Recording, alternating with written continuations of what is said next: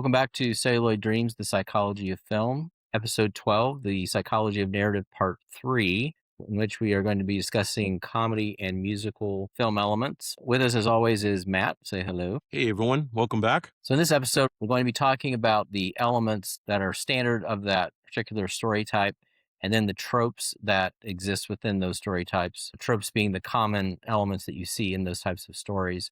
And then we're going to talk about types of films that subvert those tropes. We're going to get into those functions for comedy and musicals and then drama later. As many know, comedy and drama are the dominant forms of narratives. Sometimes they're mixed into the form of a dramedy, which has elements of both, but in some ways subverts both of those forms. Musicals are more similar to comedies because of the fact they use broader elements and aren't as defined in terms of developing character that are specific to the story and so forth. So just to get us off and running, Matt, please get us started into the typical elements of comedies. Will do, yeah. Typical elements of comedy include a focus on humorous situations or gags. That's more so for straight comedies, but also exaggeration of real issues or characteristics that make the situation humorous, which especially apply in the case of spoofs, satires, and dark comedies. And here's a few examples. An example of a satire would be the 1976 film Network, in which a TV network teams up with a terrorist group solely to improve their ratings. An example of a spoof would be the 1980 film Airplane, which exaggerates real disaster films such as the airport films from the 1970s.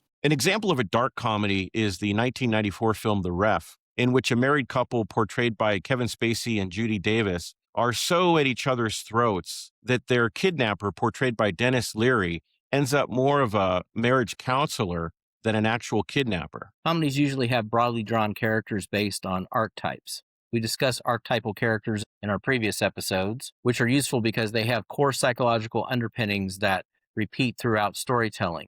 I'm going to give you a few examples of the archetypal characters that are common in comedies. Most notably, the trickster is a character that is found in many comedies. This is a person that bends the rules and creates conflict by their actions. A good example, classically, would be Chaplin's The Little Tramp. Also think about Axel Foley in the Beverly Hills Cop films, Ferris Bueller from Ferris Bueller's Day Off, Otter in Animal House, and Bill Murray's character in Ghostbusters, Peter Venkman. Also common in comedies is the lovable loser. This is a person that keeps trudging onward despite all the obstacles that they face. They're characterized as a loser by either being oblivious or just persistently optimistic, despite all indications that they shouldn't be so. Prime examples of the lovable loser include the Dude from The Big Lebowski, Wayne and Garth from the Wayne's World films, Lloyd and Harry from Dumb and Dumber, and Del Griffith in Planes, Trains, and Automobiles. Oftentimes, when you have a lovable loser, you might have a foil for them, which is the straight man.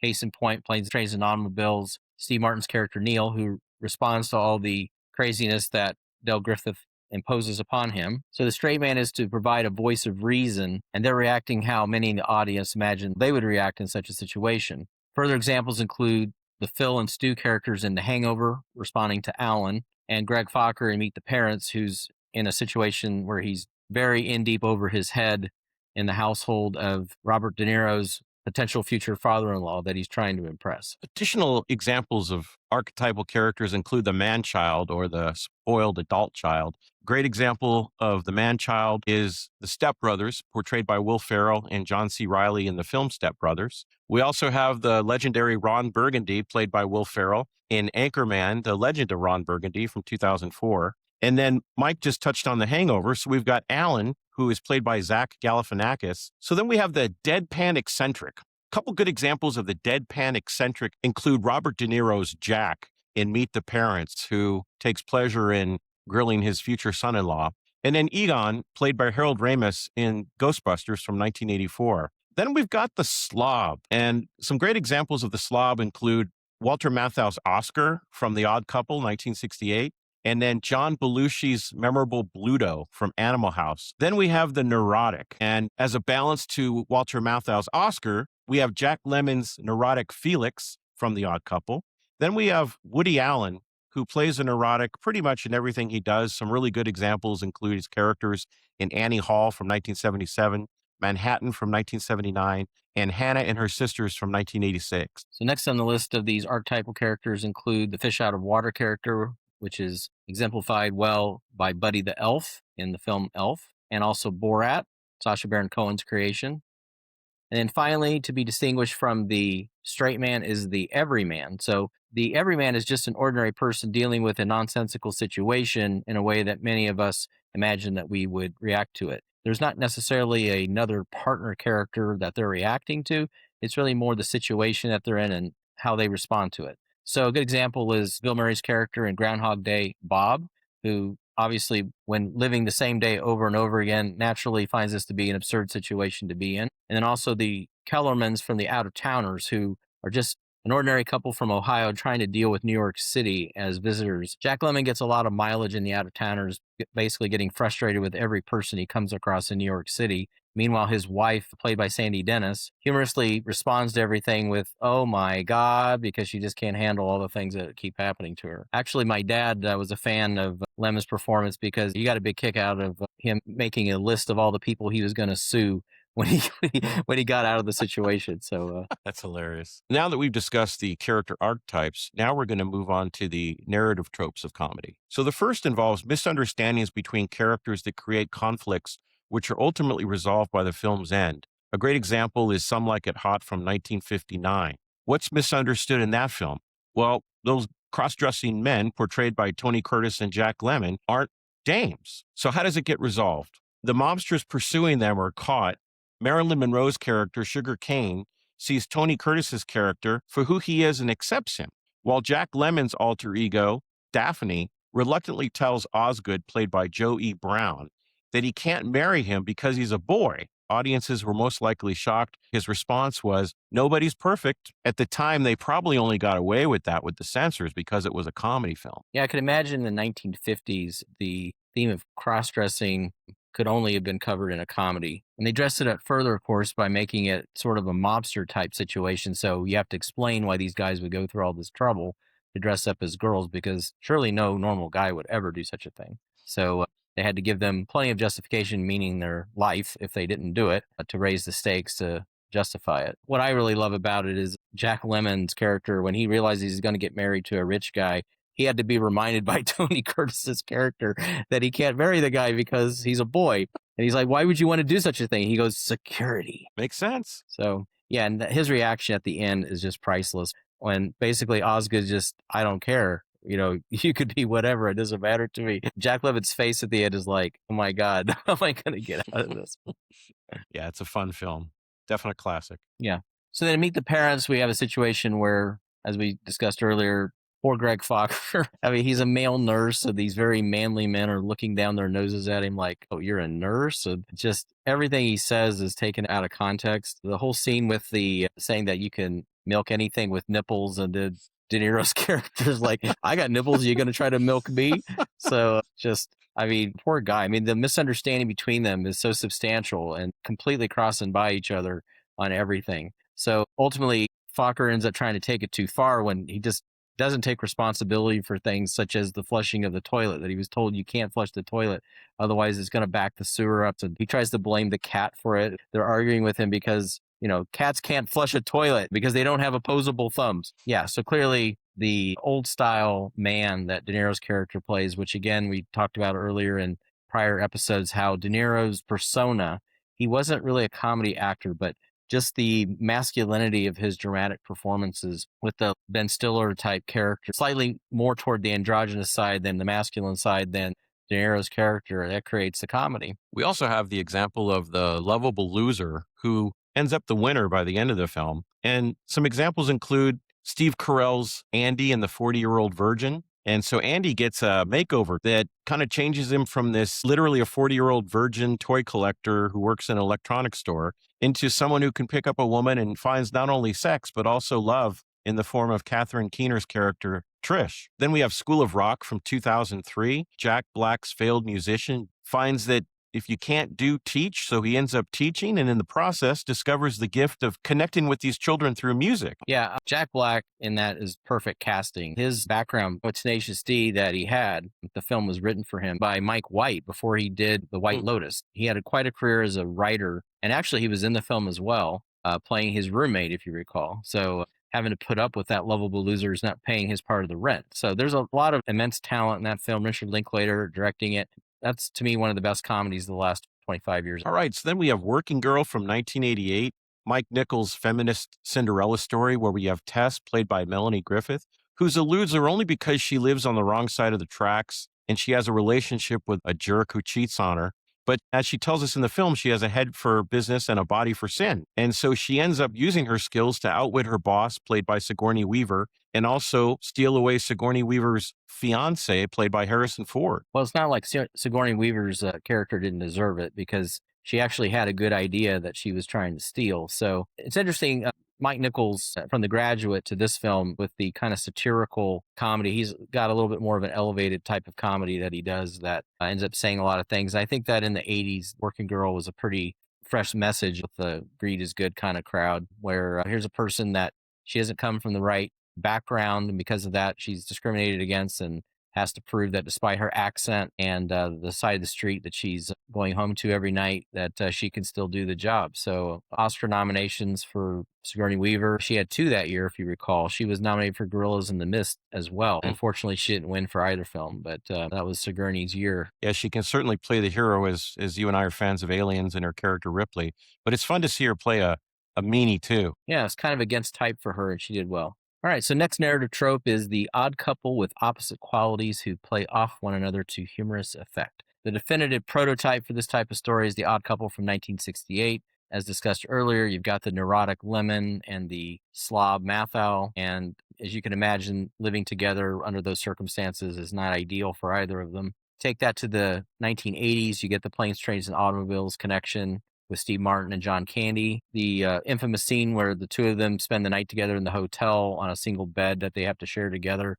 And then they wake up with Steve Martin wondering where John Candy's hand is, and he thinks it's between 2 pillows. And their reaction when they realize that it wasn't between 2 pillows after all. And they start talking about the Chicago Bears after that because they're trying to show their masculine bona fides in that situation. So, but that film, it gets into the dramedy area toward the end. And when you find out Del Griffith's story, you realize not every time is a person a loser just because of their qualities. Sometimes they're just a loser because of how life just gives them an unfair break. And so in his case, he was married at one point and his wife passed. So you don't find that out till late in the story. It's actually very moving. And then Steve Martin's character has grown to appreciate his genuineness and that he realizes this person isn't a loser. He's just a person that's had some bad luck. And I think that message is really great. And I think for the holidays, it's very moving. And it's kind of become our family's Thanksgiving movie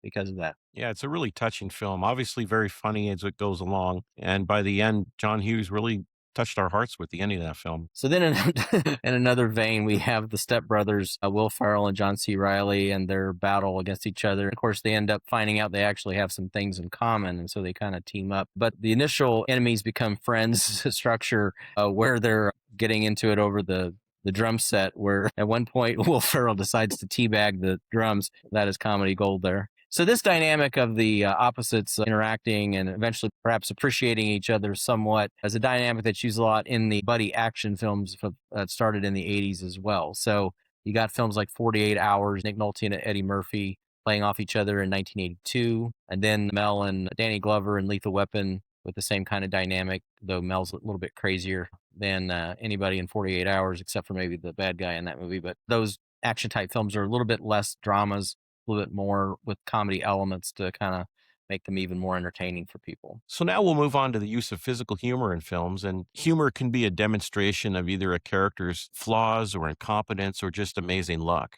Great examples include The Little Tramp, Charlie Chaplin's famous character who we see in The Gold Rush from 1925, City Lights from 1931, and Modern Times from 1936. The little tramp skates through life with a mixture of good fortune as well as a bitter cleverness, which exemplifies him as being somewhat of a trickster. A more passive version of this type of character, the noble innocent or the holy fool, is also utilized in dramedy, a great example from 1994, Tom Hanks' title character Forrest Gump, as well as in satire, such as 1979's Being There. In this film, Peter Sellers plays Chance, a simple-minded gardener who is mistaken for a sophisticate, and he eventually becomes a media sensation and an accidental success. The film Amelie is a romantic comedy laced with magical realism. In this film, the title character Amelie is a sweet and clever young lady with good intentions, somewhat of noble innocence. but she also is somewhat of a trickster like Charlie Chaplin's Little Tramp. Then we have Airplane from 1980, where Robert Hayes' Ted Stryker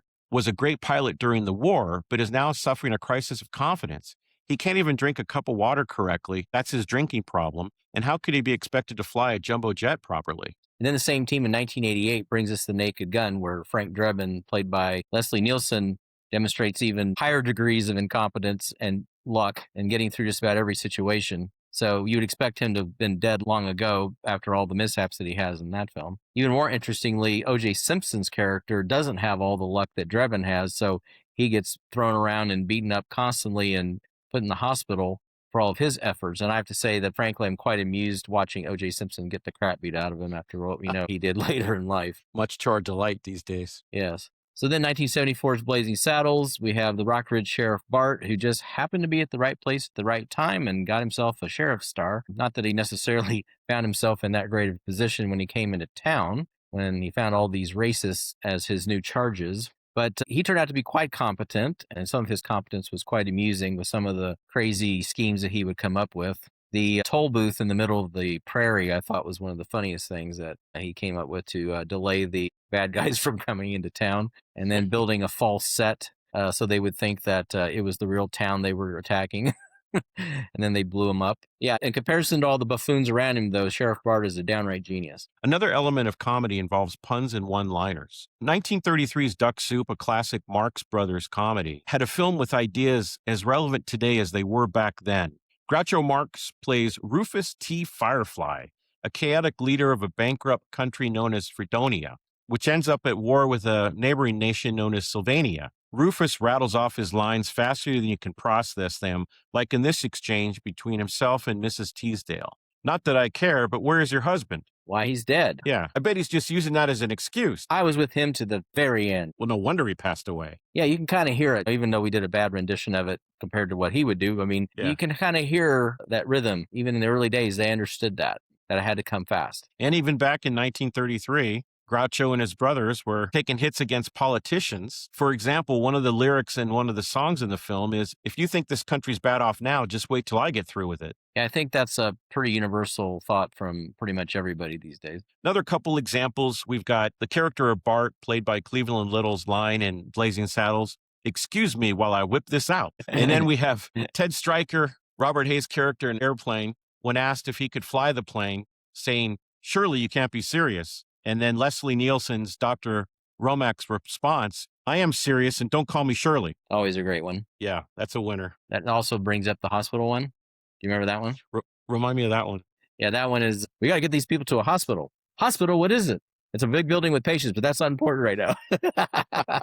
So again, the misunderstanding between them creates that humor where that one-liner can just hit the mark. So, but again, the misunderstanding sets it up. So then in Naked Gun, you get into those tropes. I mean, sometimes the films themselves comment on the tropes. And so here, Frank Drebin's line completely just lays it all out, the trope and everything. Same old story. Boy finds girl, boy loses girl, girl finds boy. Boy forgets girl, boy remembers girl. Girl dies in a tragic blimp accident over the Orange Bowl on New Year's Day. And then, of course, Priscilla Presley's line is Goodyear. And then, of course, from the misunderstanding, he has to say, "No, the worst." So the Goodyear blimp wasn't on his mind when she made that comment. A few other great examples. Arthur, the humor set up by John Gielgud's character, just the whole film. You've got an actor who's a Shakespearean trained actor, formal British, very serious person in this situation where the last job of his life is he has to take care of this drunk near billionaire playboy, $750 million.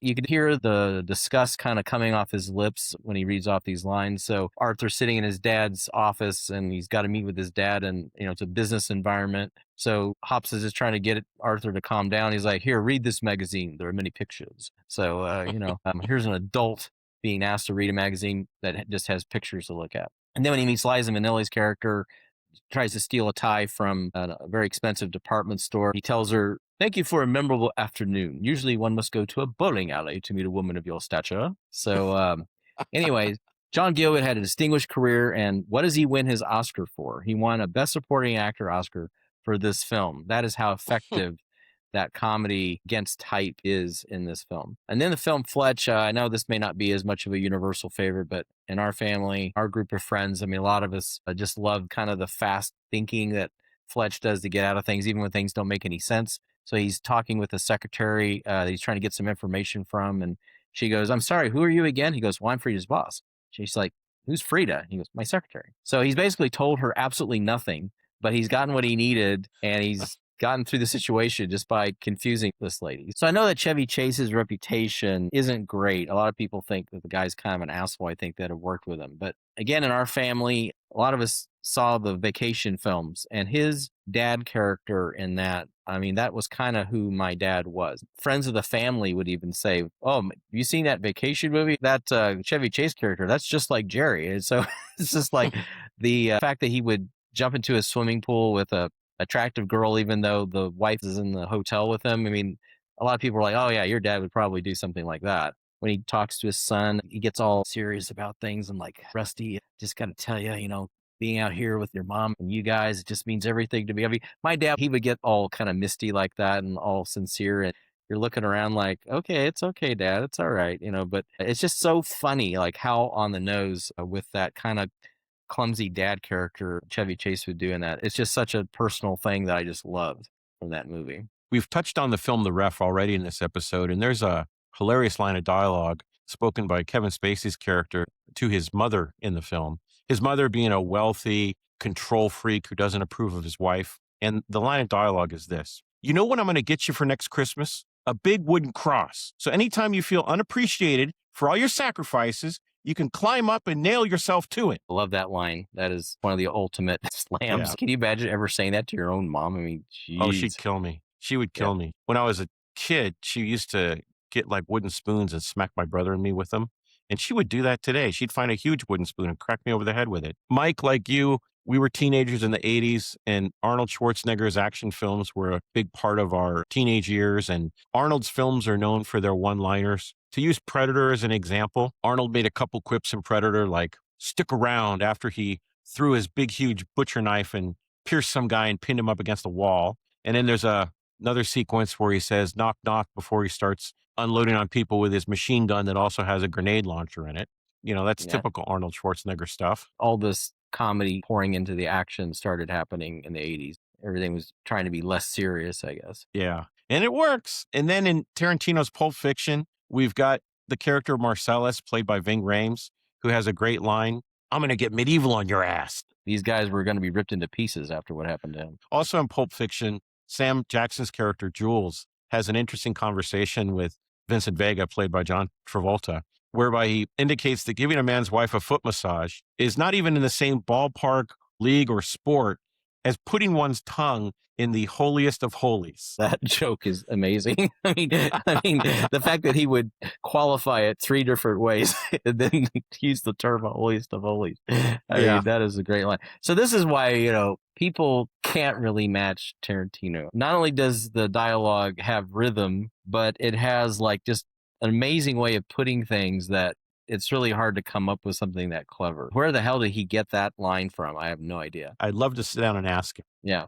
So even though he might take his plots from people fairly liberally, I mean, certainly the way he writes is completely original. So. Absolutely.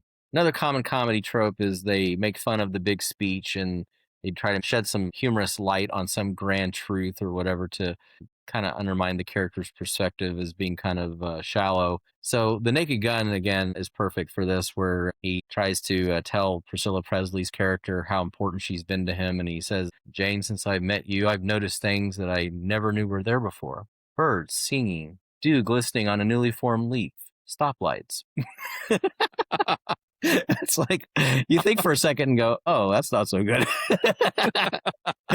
And then he downshifts into Casablanca, and this is what really kills me. Anybody who's a movie fan, the fact that in the same scene he's talking to her and he's like, "It's a topsy-turvy world and maybe the problems of 2 people don't amount to a hill of beans, but this is our hill and these are our beads." So great. So any fan of Casablanca is just like going, "Oh man."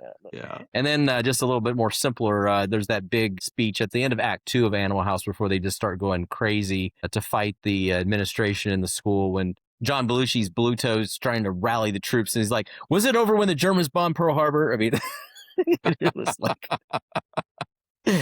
nope, that didn't even happen.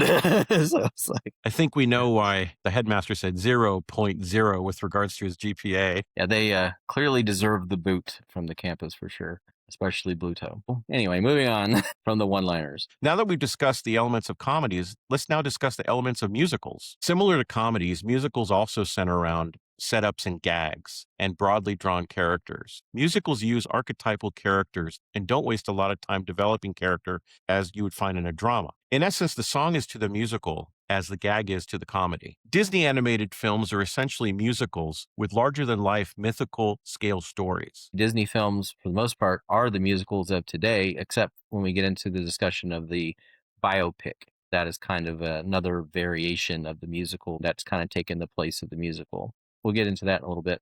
So the story and visual tropes of musicals include such things as you have a frame story oftentimes to justify why everybody's doing music and dance and all these kinds of things. They try to create a reason oftentimes for a person to break out in the song. Back in the original form of musical, they came up with what is called the backstage musical. So one of the very first musicals once talkies began was the Broadway Melody in 1929. So they're just putting on a musical review. The film actually won Best Picture because it was deemed so creative that they did such a thing. And nowadays it's barely watchable. I haven't watched it, but it's not one of the highest, most esteemed Oscar-winning films in history. I'll put it that way. As time passed, they got a little bit better at making it a little bit more visually interesting, where they started moving the camera around and not just showing it from, say, the audience's perspective. So in things like 42nd Street, the camera starts moving around and coming from higher angles and things of that sort. In 1933, you had also Gold Diggers in 1933. So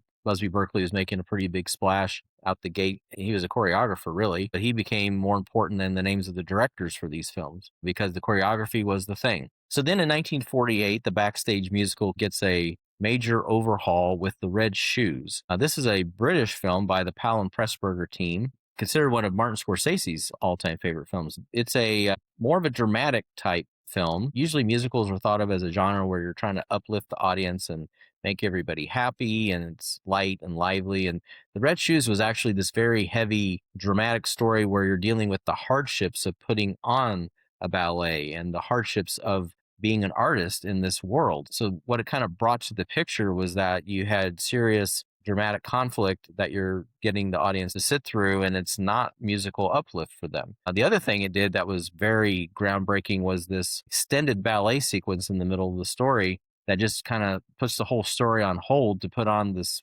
presentation for the audience as if you were going to see a ballet.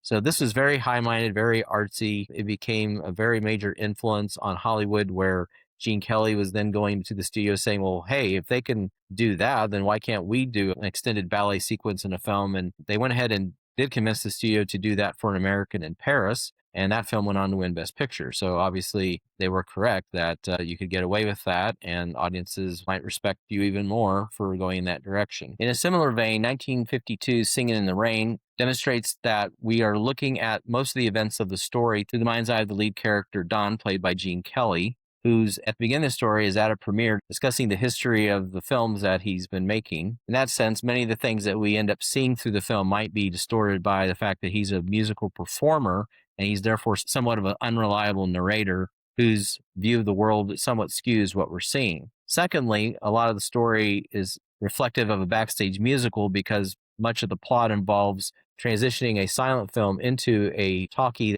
that has musical elements. 1965's film The Sound of Music provides us an example of the singing family, the Von Trapp family, who sing to each other as well as to others throughout the film. 1972's Cabaret provides us an example of a stage show whereby all musical numbers, with the exception of one, are performed inside of the Kit Kat Club.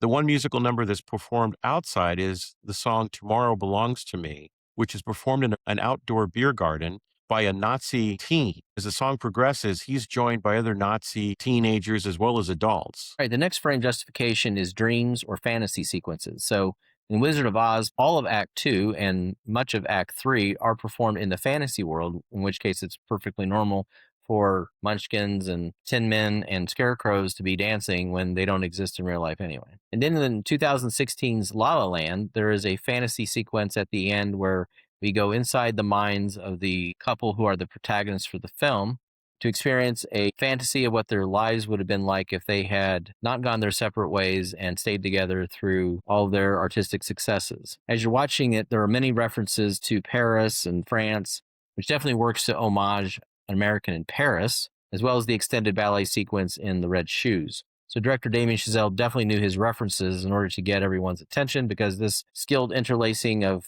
film history and his story garnered him the director's Oscar as the youngest recipient of such a statuette. There are also familiar character archetypes in musicals, as discussed in a prior episode, especially in regards to mythological storytelling, and earlier in this episode with regards to comedies. Here's some examples that are specific to the musical. We have the dreamer, for instance, Belle in Beauty and the Beast, Ariel in The Little Mermaid, Dorothy in The Wizard of Oz, Maria in The Sound of Music, Kathy singing in the rain, and Sally in Cabaret. We also have Victoria Page in The Red Shoes. In La La Land, Mia and Sebastian, portrayed by Emma Stone and Ryan Gosling, begin as dreamers, but cynically sacrifice their relationship for their artistic dreams, though the epilogue shows that at heart, their romantic dream is still alive despite the way Los Angeles crushed it.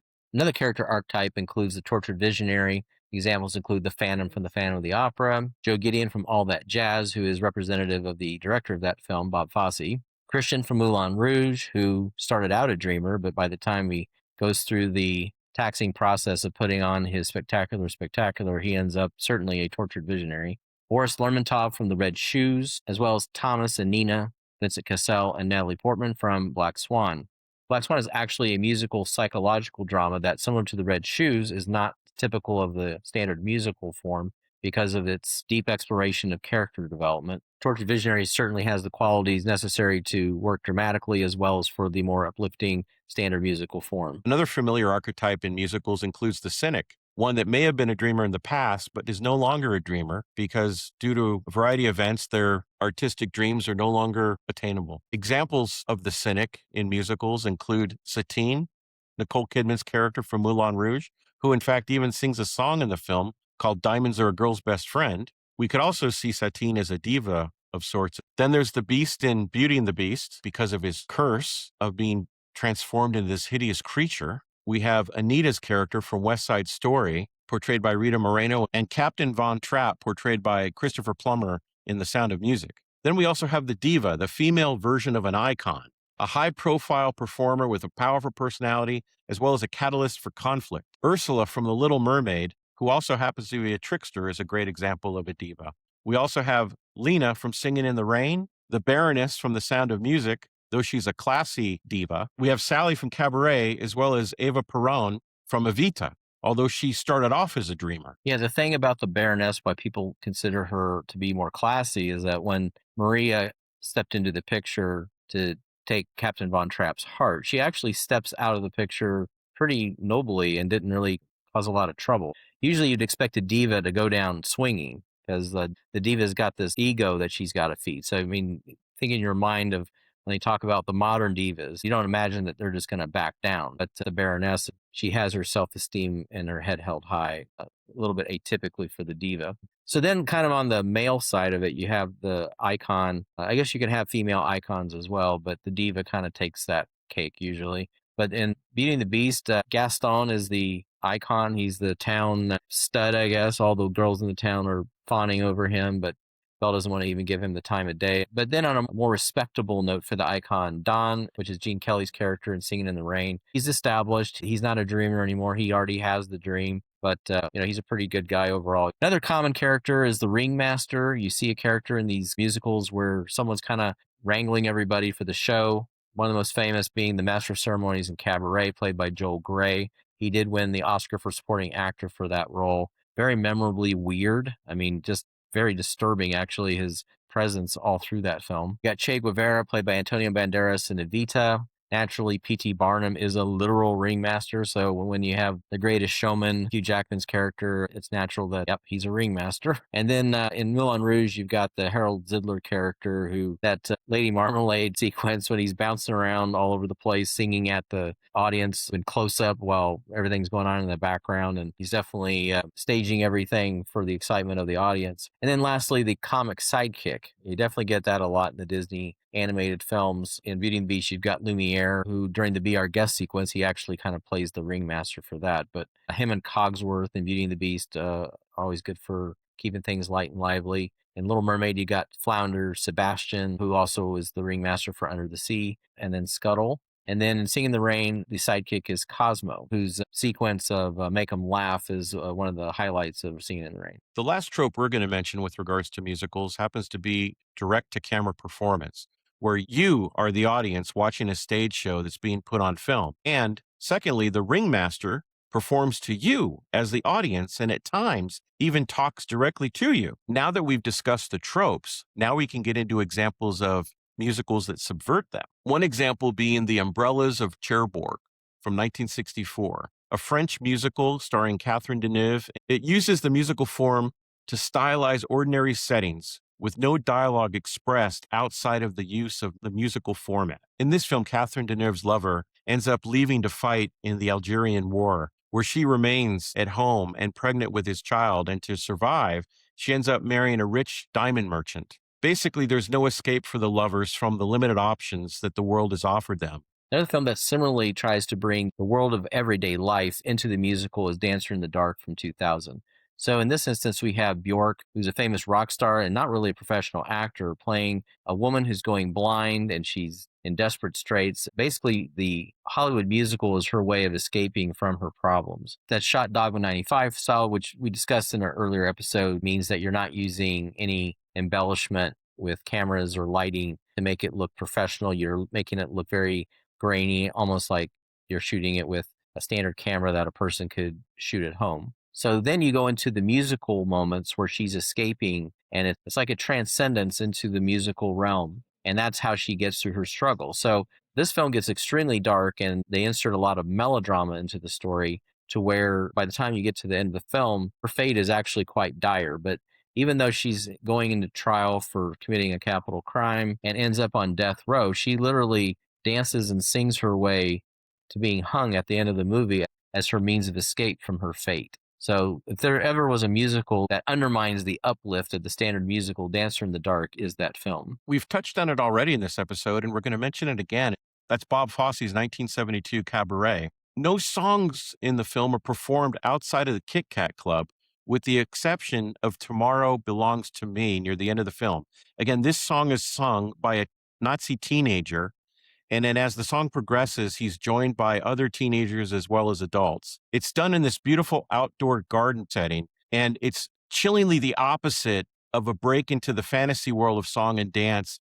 And there's a crushing reality and even foreshadowing of the rise of the Nazi party and the horrors that will come along with that. As discussed earlier, The Red Shoes from 1948 is a subversion of the standard musical, in that it's a dramatic story that shows the sacrifice made to enter the world of the performing arts. This isn't music and dance as an escape from the real world. This is the need to express oneself artistically and to dedicate oneself to that lifestyle to such a degree that there is no other life that one can experience. So to the degree that the protagonist of the story tries to dream of having both, this leads to her downfall and breaks the heart of her mentor, who tried to teach her that she had to make a choice. So The Red Shoes was quite ambitious at showing both the struggle of the artist as well as the director of bringing artistic truth to the situation. But in 1979's All That Jazz, Bob Fosse focuses more on his own internal experience as the director. This film is looked at as a near 8.5-like exploration of his artistic process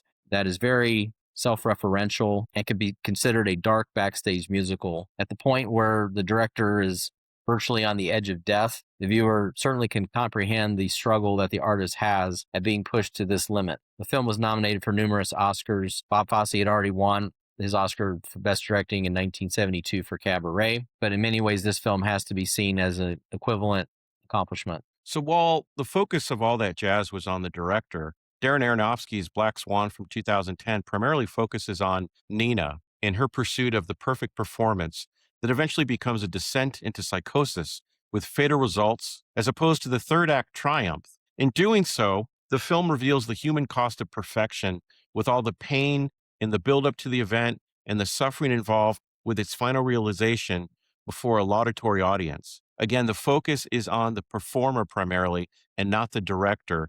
In this case, the director played by Vincent Cassel. In Alan Parker's 1982 film Pink Floyd The Wall, there isn't any real plot or significant characters other than Pink, portrayed by Bob Geldof, as we experience his inner world through an unconnected series of vignettes and surreal visual representations of his decaying mindset. His metaphorical wall is there to help cope with his childhood trauma, war, as well as the pressures of fame. He's not a sympathetic protagonist and an anti-hero at best. And by the end, he becomes a fascist type character and ruler. Yeah, What are to your me, thoughts on Pink that? Floyd The Wall is pretty groundbreaking, and its sharp subversion of the musical is pretty much the antithesis of what one would think of as the standard Hollywood musical, even the degree that it deconstructs story, and it's pretty much just a character study that's disjointed between all these different facets of its psychology. It's as deep of a character story as you can get. Moving from the rock musical that Pink Floyd brought us to the standard modern musical biopic, the transition from the musical escape to music as window dressing for the world of drama, that's what we now have as our standard musical in the form of the biopic. So the biopic is really a dramatic retelling of usually the origins of the artist and the struggles that they go through in their upbringing and in their life of stardom. And then we have the excuse for the performance of the songs is simply being them performing live, recording in the studio, and so forth. There may be montage sequences where they use a song that that artist has created to link together various events that they show visually. But at no point do we get that escape that we've entered some kind of magical realm of music like the musical does. So for those people who aren't huge musical fans, these kinds of justifications probably work for us better than the standard musical form, except perhaps for the backstage musical, which again kind of explains why people are bursting into song all of a sudden. Songs and musicals serve functions, and one example would be the opening song, which sets the stage and draws the audience into the story. Some examples include Singin' in the Rain, the main title song, Willkommen in Cabaret, as well as The Sound of Music in The Sound of Music. In Wicked, the opening song is No One Mourns the Wicked, which kind of establishes the whole setup of the story that we're going to get a revisionist version of what happened to the Wicked Witch of the West. And then at the beginning of Beauty and the Beast, the little town Belle Medley introduces the world that Belle lives in, as well as identifying what her wants and desires are. The Circle of Life in The Lion King opens the audience up into the animated animal world that we're going to be spending the next hour and a half in. It also happens to be one of my favorite Elton John songs, despite all that Elton John's done over the last several decades. Another Day of Sun from La La Land immediately introduces the audience to the city of Los Angeles, and in particular, the 405 freeway on-ramp and the city where the story is going to take place. The next song trope is the I Want song. So this is the song where the main character expresses for the audience to make it clear what their desires and dreams are. The song Belle, the beginning of Beauty and the Beast, establishes that she wants more out of life than living in her little town. So that's a great example. Over the Rainbow and Wizard of Oz serves the same purpose. Dorothy's looking for something greater than what she has. At the end of the movie, she finally realizes that she already has everything she needs. So Something's Coming in West Side Story, that's where Tony decides that he doesn't really want to be limited by being a part of a gang, and there's something more in life that he's looking for to come find him. Part of that world from Little Mermaid, sung by Ariel, expresses her desire to be part of the world with humans walking on 2 feet. The Wizard and I from Wicked is a song sung by the Wicked Witch where she hopes that she could no longer be an outcast once she meets the wizard. I guess that didn't go so well for her. Didn't. Yeah. So, because then she ended up, of course, the Wicked Witch. But anyway, Yeah.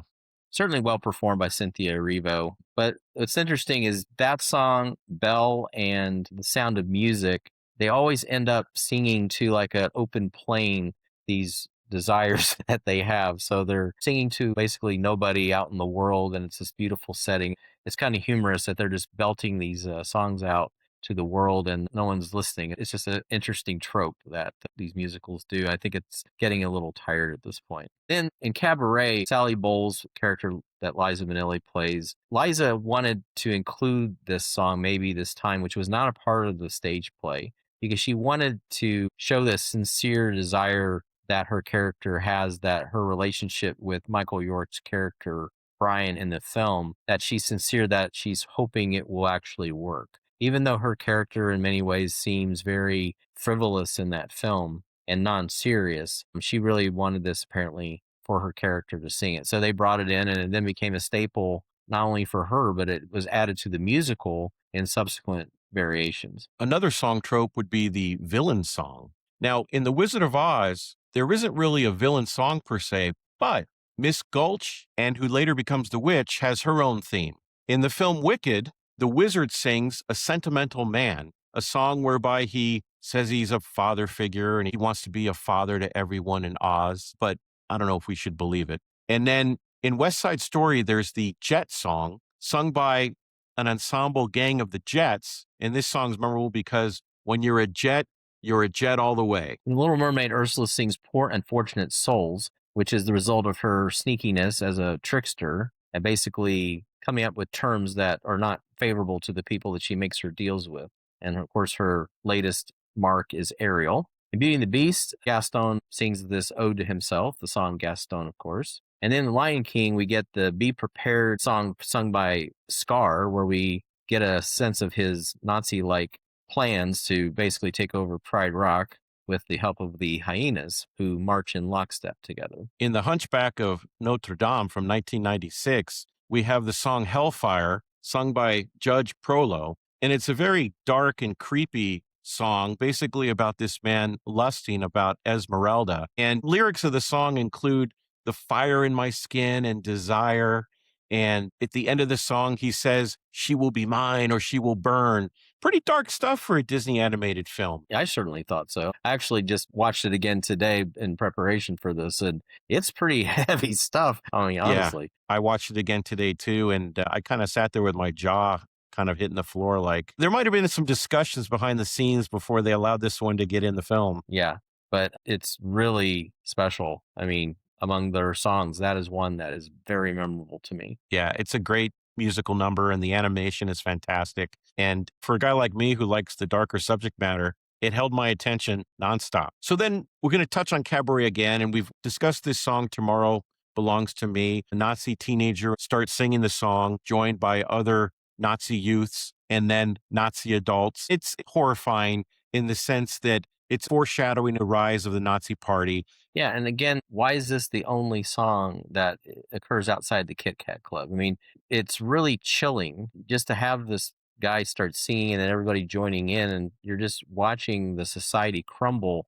as this song becomes a chorus. And that is not what musicals normally do. And that's why I think Cabaret won 8 Oscars in the year it was up against The Godfather, where, The Godfather won 4, if that gives you any idea. So, yeah, I mean, I know that nowadays people would say, well, The Godfather's the bigger classic, of course. But still, I mean, Cabaret was a pretty significant leap forward in subverting the standard musical when it came out. Okay, so now we're getting into the reprise, which is a callback to an earlier song that has greater resonance the second time, because at that point, the audience should recognize it from earlier in the story.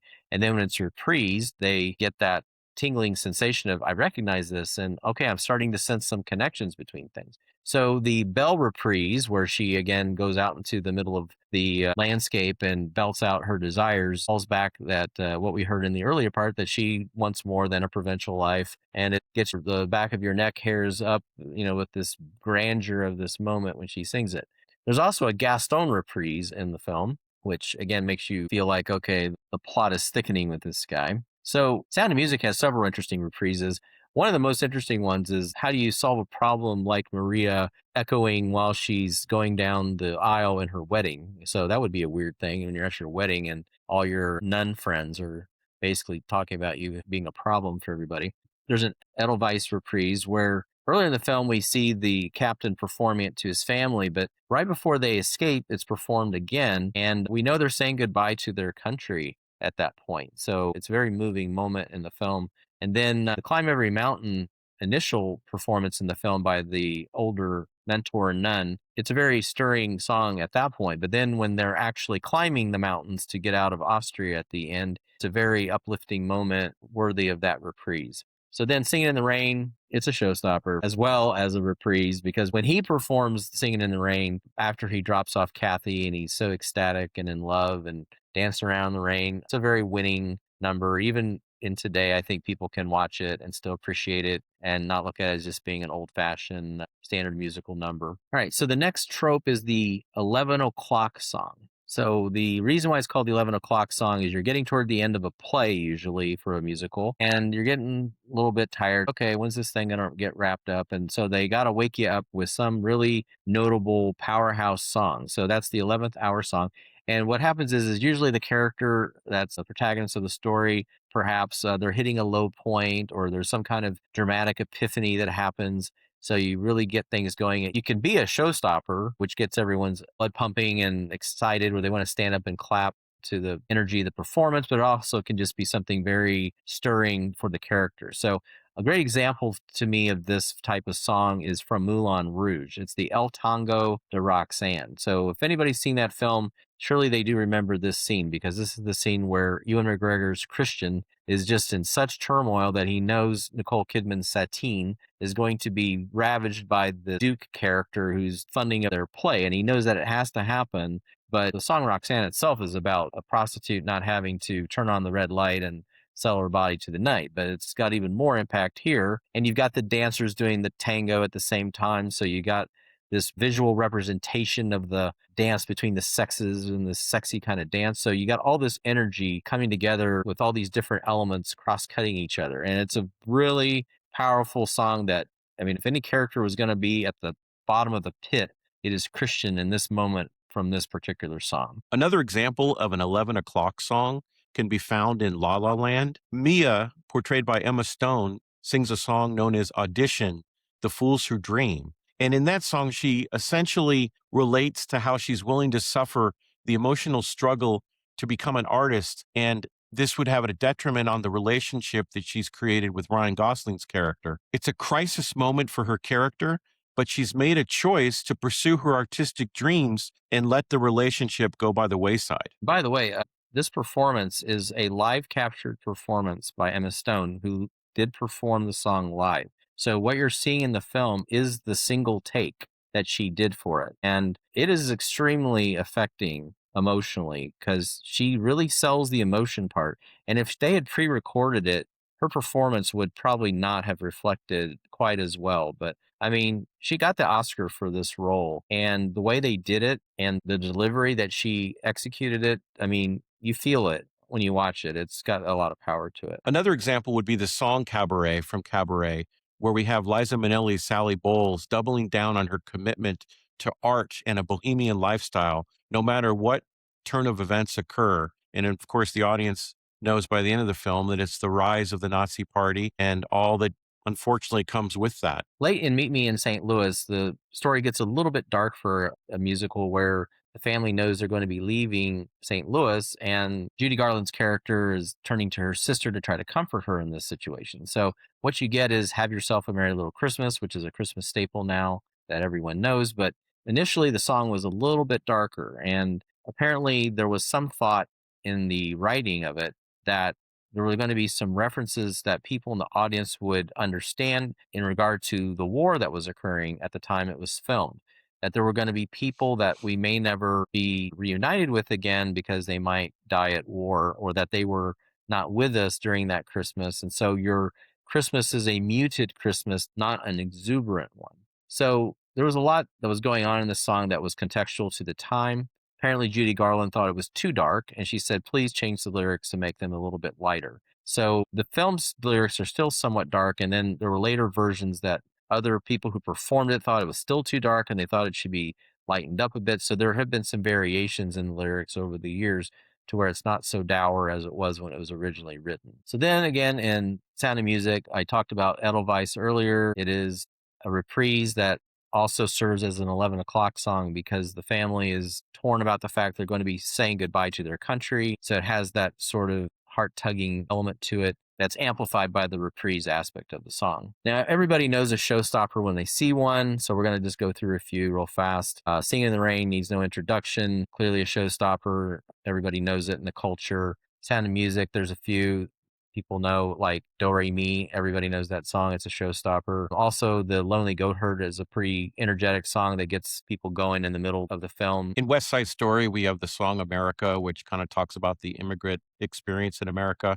We have the catchy Under the Sea from The Little Mermaid, the also catchy Be Our Guest from Beauty and the Beast, and then two songs from Cabaret, Cabaret and Money. Money Makes the World Go Around, a famous line from that song. Yeah, and I would also argue that Mine Hair, the song where she's dancing on the chairs, where her legs make a special appearance of the film, I'd say that one is probably a showstopper as well. So, Meet Me in St. Louis, the trolley song is infamous, considered one of the best songs of the 20th century, I think, from musicals. Judy Garland sings that. And again, people noted her performance capturing the energy that one has when one is struck by infatuation with someone they've just met. And she delivers that energy in the performance of the song. As discussed earlier, The Other Day of Sun, opener of La La Land, is a showstopper. It's probably the most elaborate production of any song in the film.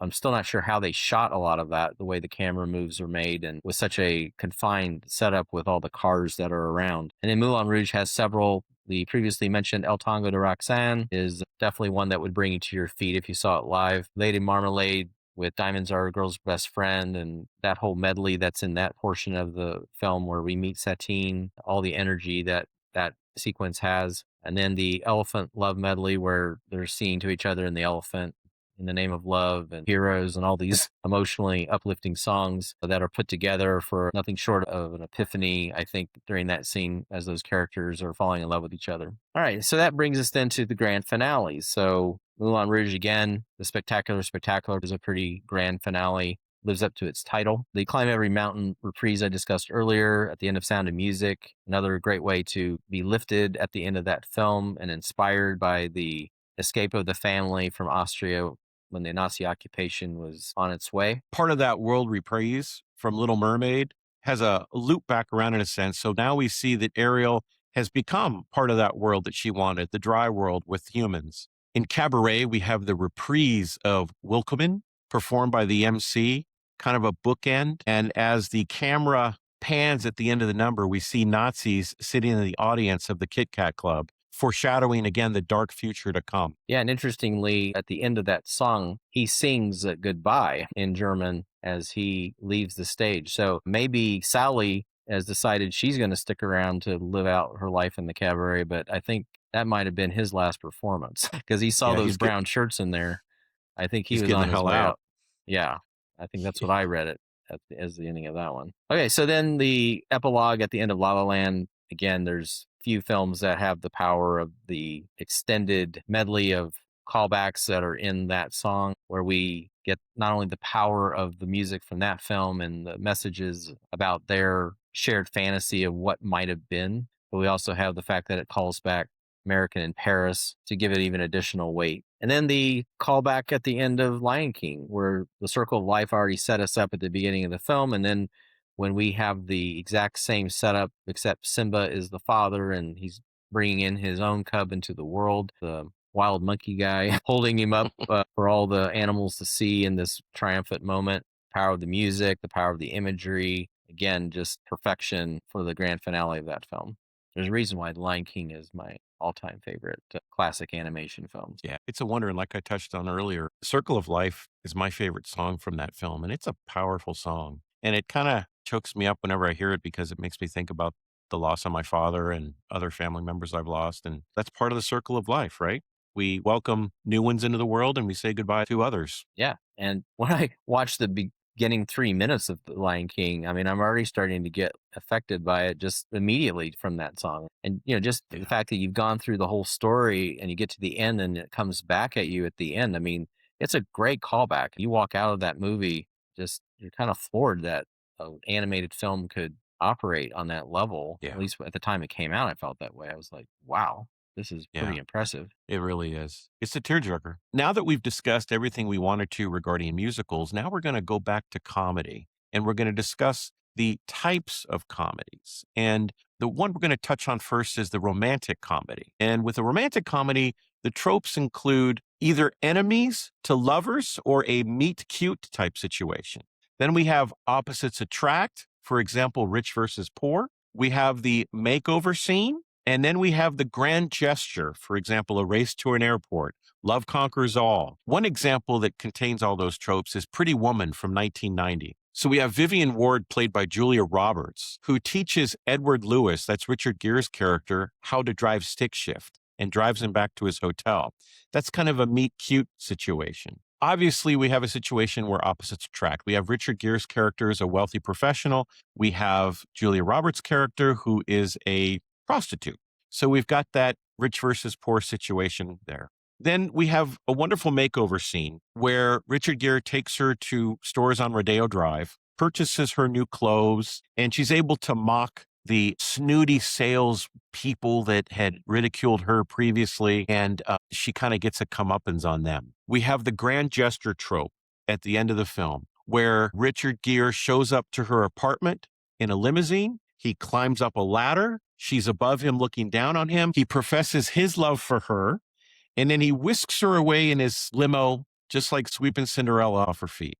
And then what's interesting is they try to create an equivocation by her turning to him and saying, and then she saves him right back. So I suppose it's sort of there, but they have to kind of argue the point by not only putting her up above him for him to climb up to her. They're trying to make it a little bit more balanced, but I mean, we kind of know he's got it pretty good. She doesn't really, so all the same. So then When Harry Met Sally is another modern classic. It's kind of the model for all other romantic comedies, I think, to be compared at this point. Annie Hall kind of set the stage. We're going to get to that in a second as a subversion, but When Harry Met Sally sort of solidified a lot of these elements in such a way that made it kind of a new classic by emulating some of Woody Allen's style, but also making it a little bit more audience friendly, I guess, by the fact that the characters aren't so quirky as a Woody Allen protagonist typically is. What we got is the initial meeting of not necessarily enemies to lovers, but they clearly don't really like each other initially.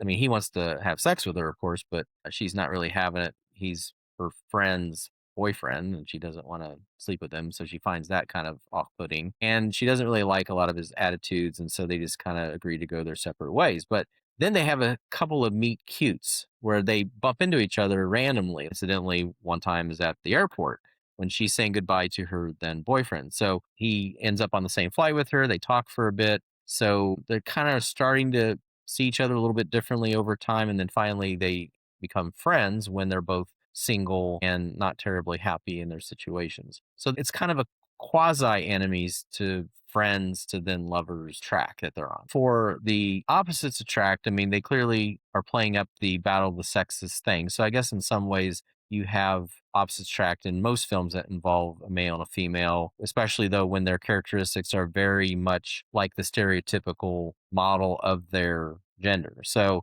he is very much the I'm going to bang everything that moves kind of guy. She clearly isn't that type of person. So that's off putting to her. She's a little bit more square and they play up those differences between them. But as time passes, they kind of soften a little bit. He's not so insensitive and she actually gets a little bit more expressive about her passions. Their attitude about the ending of Casablanca at first shows that they feel differently about how they would have decided at the end of that film. And then later on, she changes her mind and actually agrees with his viewpoint. So that shows that over time, as they become friends, they become less opposite of each other and become a little bit more similar to where they might be compatible. So the makeover scene in this is, I mean, I guess there's points where she's trying on clothes and people try to say, well, that's kind of a makeover, but it's kind of like an excuse to say that it is a makeover scene in a film in which fashion is clearly relevant to it, because there's a very significant sense of fashion throughout the film where you can see it if you go back and look at the film again in how they are dressed in each segment of the story. So initially he looks like a college kid in his sweat type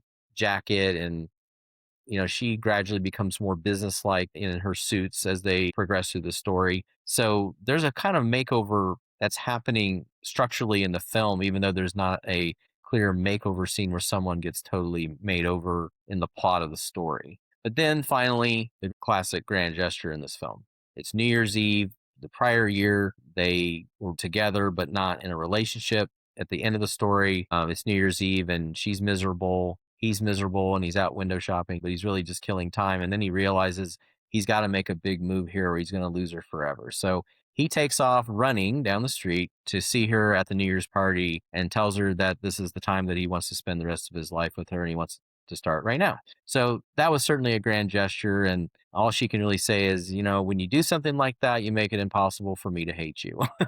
And that's when they become just like all those other old couples in the movie that they've shown before that, where they have this great story that now they're together and they're probably going to end up together forever. It's a classic, especially if you're looking for a New Year's movie. This is a great New Year's movie. Don't you agree, Matt? That it probably takes the cake for New Year's movies. I do, and I've actually have on my list to watch a lot, if not all, of Rob Reiner's films, just because we lost him recently so tragically. There's also that great line that I think a lot of men can relate to, where basically the gist of it is, well, what about women who are friends? And then the response is, yeah, we pretty much want to nail them too.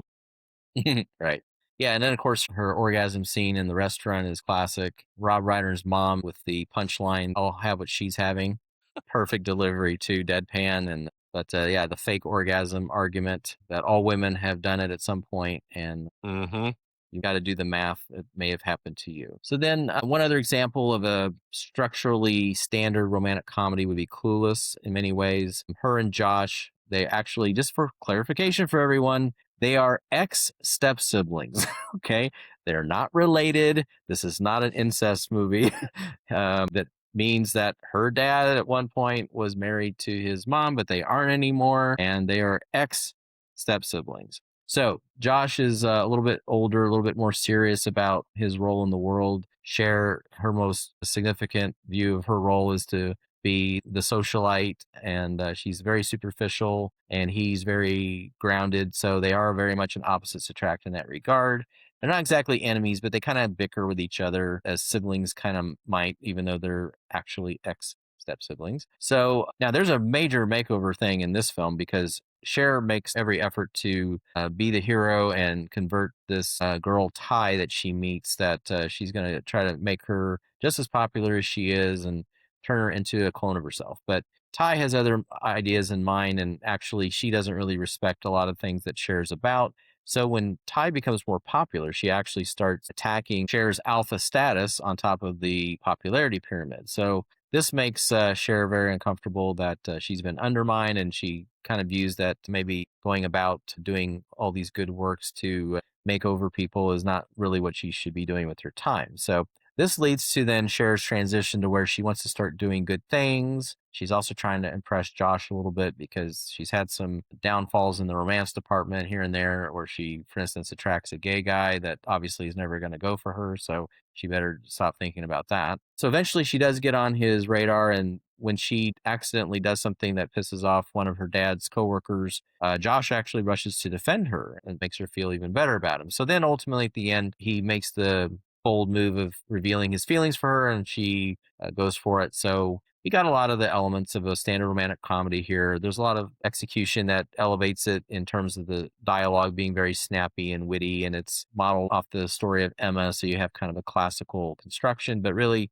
it's a pretty standard romantic comedy that works just very, very well. So now we're going to move into films that subvert the romantic comedy genre. And one good example is Woody Allen's 1977 film Annie Hall, starring Woody Allen and Diane Keaton. So the film follows the tropes in the sense that we have a meet cute between the two characters, but it's awkward because of their shyness towards one another, and their opposite natures bring them apart as opposed to bringing them together to complement one another.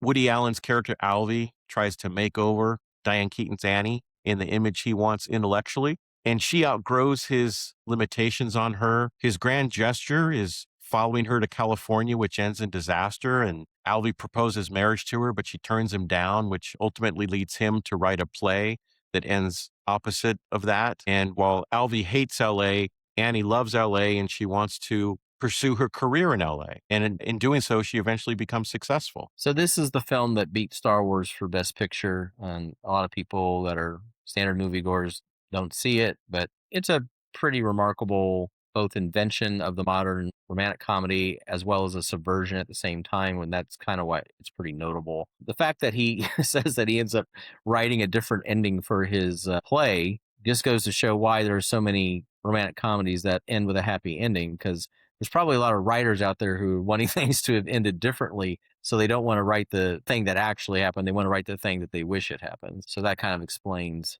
why that becomes a trope. There's also that funny term they come up with. I think it's when they're on the flight. Alvy describes their relationship as a dead shark because it's not moving forward. Yeah, that's a great illustration that he gives there. It's actually pretty humorous that to compare a relationship to a shark is not what most people would bring to mind. All right, so moving into another subversion, 500 Days of Summer is an interesting one because it really plays around with structure a lot. It doesn't have a beginning, middle, end of a relationship. It just jumps around all over the place. The first part, the meet cute, it does kind of have that where he's in the elevator listening to the Smiths and she walks in and she's like, "Oh, you like the Smiths? I love the Smiths."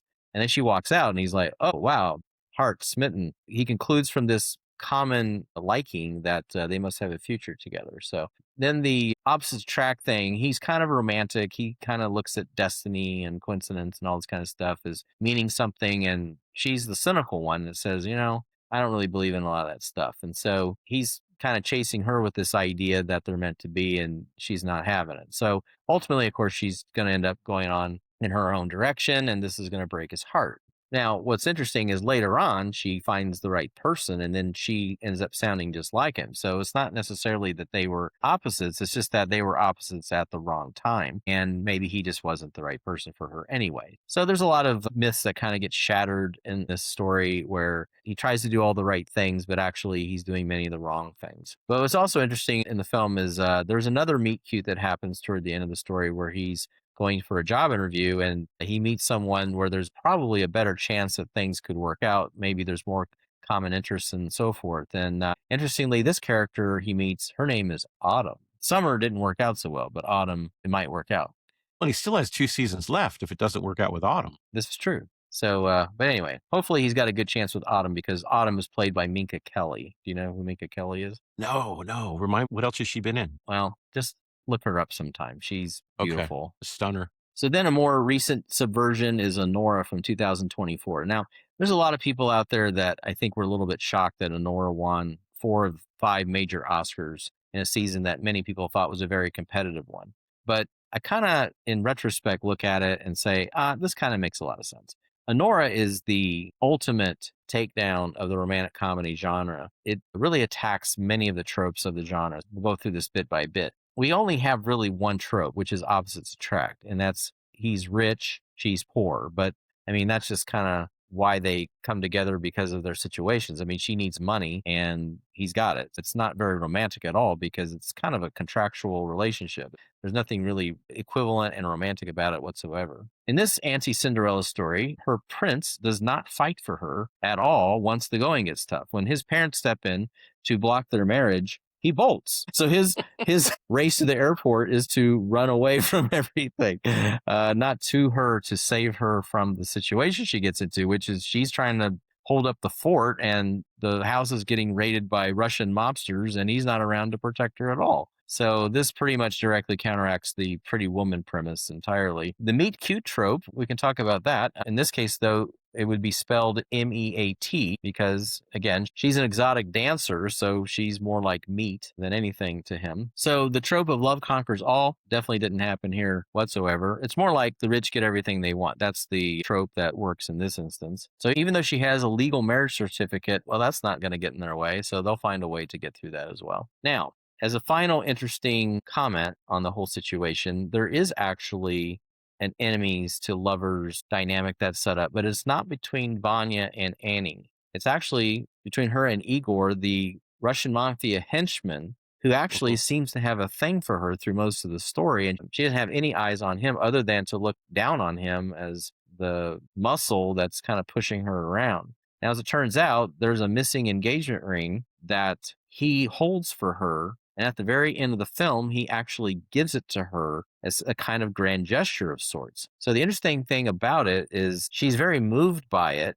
but the only way that she can react to it is the same way that she would react anytime she has a paying customer. is to kind of climb on him and give him sex. So the way we look at this scene is, okay, so do they have a chance of something, or is this just another transactional relationship she's doing here? Maybe there's a chance. I mean, under the heat of the moment, he certainly did something pretty noble for her that maybe would win her heart. But through all this, she's been all torn up about being in love with this Russian guy who basically just took off on her. And she is so torn up by being treated like a piece of meat by this guy that can she really open up and let another person in under these circumstances? So the film ends a little bit open ended, but I think you kind of have to look at it that there's not a lot of hope here for them. And this may be the only extent that they have an interaction together of this sort. Another romantic comedy that subverts the genre is Cameron Crowe's 1996 film Jerry Maguire, starring Tom Cruise and Renee Zellweger. This film has all of the tropes, but it skews them in interesting directions. So there's a quasi meet cute in the film where Dorothy, played by Renee Zellweger, tells Tom Cruise's character that she liked his memo.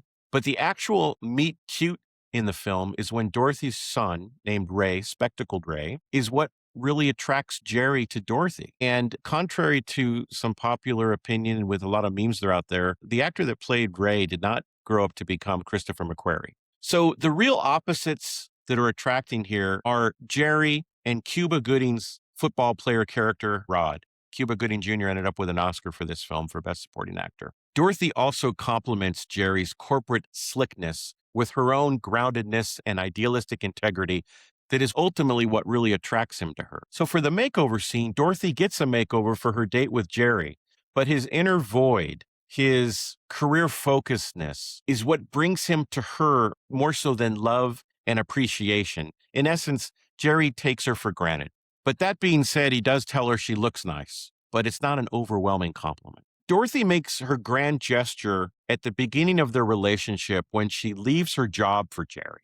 And it's only after they get married and separate that Jerry finally comes to the realization that she completes him. And he needs her, not just someone to fill his void, but as a true complement to what he really needs. And of course, Jerry's grand gesture sales pitch, whereby he tells her that she completes him, is really unnecessary because she admits to him that he had her at hello. Yeah, it's a nice race from the airport scene. And she's in a room with man hating women who pretty much are all sold on the idea that none of them are ever going to have anything real with a man in their lives. And her sister's been one of his biggest critics throughout most of the film. But Dorothy, you get the sense that she always believed in him. She always had hope that he would wake up and understand what's important in life. And when he finally does, it's very satisfying. And like When Harry Met Sally, there are these scenes where you have people talking. It's actually an agent that Cameron Crowe cuts back to, who's kind of like a mentor type. The last thing that ends the film is actually where that agent says, the things that are important to me is I love my wife, I love my life, and that's pretty much all that matters. It's kind of like a nice little stamp on the end of that film to say that, look, we're not saying that people need to go out and find someone that they have to depend on. And a lot of people criticize the film as, oh, this you complete me thing is about creating dependency and you got to go and find someone that will prop you up. I don't think that's what the film is necessarily saying. What the film was saying is that earlier in the story, that's what Jerry was trying to do. He was looking for someone to lean on, that he was going to be kind of like the weak pillar of the two. She needed to kind of push him aside and say, look, I can't be here just to nurse your wounds whenever you come back to me and you're not really present. I don't need you also just to be a father for my son. I need a husband as well. I need someone who's an equal participant. So when he does come back, you get the sense that he's taken the message from Rod and Rod's wife that they were a unit and they were strong together and they were both pillars that were standing straight up holding the roof on. And he realized that that's what he needed to be. And when he does come back in at the end, I don't see it as like, oh yeah, he's just going to be this dependent person who can't complete himself. And I think that's really unfair for people to view the film that way. Yeah. So while it might subvert the genre, there's some good messages there about relationships, love, and marriage. Yeah. I mean, and subverting the genre is not subverting relationships. I mean, it's just saying we're going to not make this about tropes. We're going to make it about what's real. And I feel like that last moment of that agent saying, hey, these are the most important things in life, period. I love my wife. I love my life. I enjoy getting up to go to work in the day and I enjoy coming home to my family. It's not just about meeting cute and getting made over and grand gestures. It's about real stuff. Hmm. And at the end of the day, Jerry Maguire realizes what the real stuff is. It kind of that way subverts the tropes. This kind of is interesting because it segues into our last category of the night of comedy genres. There are many comedy genres. We're not going to have time to get through them all in this episode. So we're going to have a next episode that covers the rest of them. But the one that's most related to romantic comedy is the screwball. So this is a type of romantic comedy that involves fast-paced dialogue, and it was very popular in the 30s and 40s. We'll get into some more modern subversions of it because it does still pop up in certain ways here and there, but primarily it does involve romantic situations. So the examples we're going to talk about are It Happened One Night from 1934, which is the film that pretty much established the genre. Very early, of course, in talkies, because this is only a few years after people started having non-silent films. Bringing Up Baby in 1938 with Katharine Hepburn and Cary Grant. His Girl Friday, also with Cary Grant and Rosalind Russell. Philadelphia Story with, once again, Cary Grant, Katharine Hepburn, and this time Jimmy Stewart. The Lady Eve from 1941 with Henry Fonda and Barbara Stanwyck. And then Adam's Rib, a later screwball comedy that has Katharine Hepburn once again and Spencer Tracy. And there's a reason why those two would be together in this film by this point in time. All right, so let's start with It Happened One Night. Okay, first of all, this film was so significant when it came out. It won all 5 major Oscars. This never happened again until the 1970s when One Flew Over the Cuckoo's Nest came out. And it only happened one other time after that when Silence of the Lambs came out. So this is a rare thing for the entire Academy to basically say it's the best picture, the best script, has the best actor, the best actress. So Frank Capra was the guy after this film, and he was probably the most prominent popular director into the early 40s. So this, again, practically invented most of the rom-com tropes. So we have opposites attract. I mean, we've got a rich socialite and a reporter that meet, they hate each other. And then by the time you get to the end of the story, it creates the runaway bride trope where she makes this grand gesture of leaving her own wedding to be with him. So she gives up not only her spouse, she gives up her wealth, her social status, all these things for love. So this is truly love conquers all. This ending is reflected in one of the most prominent social comedies in history, The Graduate, which occurred 3 decades later with another runaway bride situation. Many of these screwball comedies embrace the opposites attract situation, and oftentimes, again, it's a battle of the sexes type of thing that ends up transpiring. One of the variations on this is His Girl Friday, where actually the two of them are pretty similar. And it's just that she thinks she wants to have a life away from a professional circumstance and doesn't want to be a reporter anymore. Cary Grant is trying to convince her otherwise. And ultimately, she figures out that she can't get away from this life, that this is really what she wants. Adam's Rib is interesting because the battle of the sexes shows up in the course of the plot where there's a legal battle in which a woman has shot her husband. So naturally, Hepburn's character wants to defend her in court, and Tracy wants to convict her for this. And so what you get in this film is a lot of familiarity between Tracy and Hepburn because they were actually a couple at this time, and the script was written for them. So Tracy was actually married at the time, and Katharine Hepburn was his mistress, and she was also sort of his caretaker because he was an alcoholic and she kind of tended to him. So a lot of their dynamic comes through in the way that these characters interact with each other throughout the film. Some of these films involve the remarriage trope, where we have a couple that are together, they separate, they fall in love again and get back together. In the Philadelphia Story, we just know that Katharine Hepburn's character and Cary Grant's character are so perfect for each other that they should end up together despite the issues which separated them. The court case in Adam's Rib from 1949 threatens to divide the married Spencer Tracy and Katharine Hepburn characters. These complications about married life are more mature than the standard rom-com conflicts used to cause the inevitable couple from coming together because they deal with real hardships that arise once the honeymoon phase of the relationship is over. All of the films have strong, independent women in some form, with Bringing Up Baby and The Lady Eve involving waking up a repressed male to engage in passion. The Lady Eve in particular is very steamy, despite the code at the times. It Happened One Night raised eyebrows with Claudette Colbert's leg during the hitchhiking scene and Clark Gable losing his shirt. Yeah, the leg scene, it got his attention, but it got the audience's attention as well because she told him she could stop a car better than he could, and she was right. The Lady Eve, watching that scene between Stanwyck and Henry Fonda, I don't know how they got away with that because, I mean, essentially she's giving the guy blue balls and they're letting that just be shown on screen. I mean, that was pretty steamy for the time. I mean, you could feel his character just kind of like twisting as she's just torturing the poor guy as he doesn't know what to do about it because she's just totally teasing him. So, in contrast, the Philadelphia story and His Girl Friday involved female leads being forced to realize that Cary Grant's character may not be perfect. And they may have to come to the realization, however, that he is just what she needs. But in the real world, Cary Grant was married 5 times, and there's some strong reason to believe that he may not have been that interested in women. So these ladies in these films might not have had a chance anyway. Yeah, may have been just a fantasy for everybody.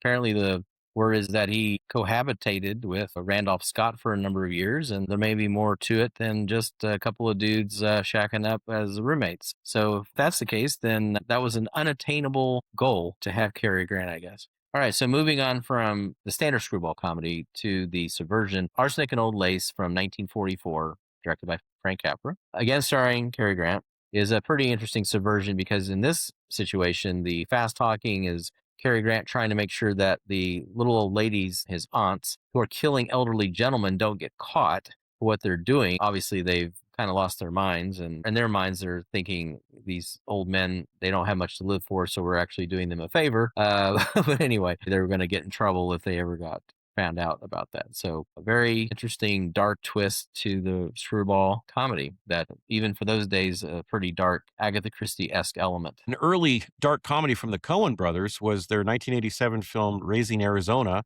that starred Nicolas Cage as a criminal who decided to kidnap babies because his wife, played by Holly Hunter, couldn't get pregnant. This film certainly has dark comedic elements, but it's a fun ride, and those who enjoy the Coen brothers films should give it a look if they haven't seen it. But again, the repartee that comes out is very fast and screwballish. And so that's why, the Coens have a very good sense of their Hollywood history, and they do a lot of aping of various genres throughout their filmography. So this is just one example of them kind of showing that they understand the traditional story forms, and then they just play around with the structure of that. And then finally, the real dark take on the remarriage trope is the War of the Roses. So in this one, the Battle of the Sexes gets taken to an absolute extreme where they are literally doing war with each other inside their house and destroying the house and each other in the process. It is just one of the most caustic takes on the subject, down to the point where at the very end of the story, when they're dying next to each other, and he, in this last moment of tenderness, tries to reach out to her with his hand, and he touches her, and she takes her hand and flips his hand off of her. That's the last expression that she has for him at the end of the movie. And I love the scene where he has this emergency health event, and he wonders why she didn't come to see him when he thought he was dying. And her answer is, when I watch you eat, when I see you asleep, when I look at you lately, I just want to smash your face in.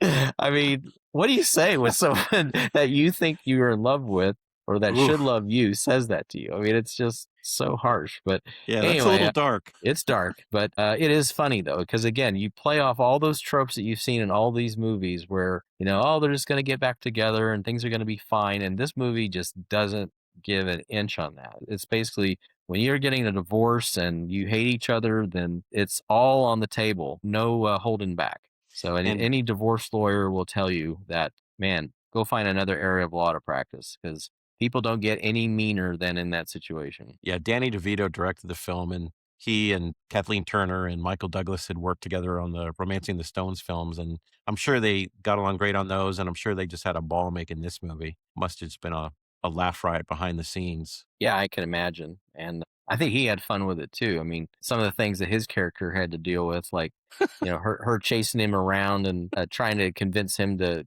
get Michael Douglas's character to move out of the house, and she's throwing sex at him, and he has, he can't do it. He's like, his attorney, I can't do this, and just trying to deal with that. I'm sure as a director, he had fun with that whole scene as well. Must have been a blast. All right. So we're going to finish our exploration of comedy subgenres.